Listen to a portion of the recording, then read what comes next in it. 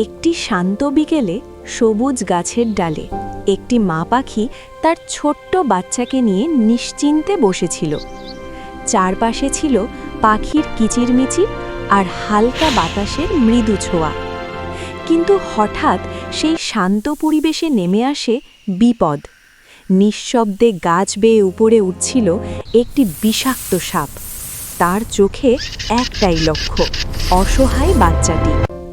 মা পাখিটি মুহূর্তেই বুঝতে পারে বিপদের কথা। ভয় পেলেও সে হাল ছাড়ে না। নিজের বাচ্চাকে বাঁচাতে সে বুদ্ধি খাটায়।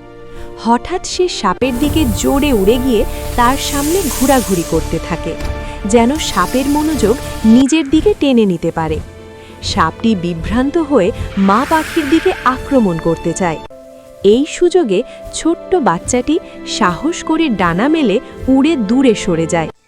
কিছুক্ষণ পর মা পাখিটিও দ্রুত উড়ে গিয়ে বাচ্চার সাথে মিলিত হয়। সাপটি তখন ফাঁকা ডালে বসে হতাশ হয়ে থাকে। এই গল্প আমাদের শেখায়, বুদ্ধি আর সাহস থাকলে যে কোনো বিপদই মোকাবিলা করা সম্ভব।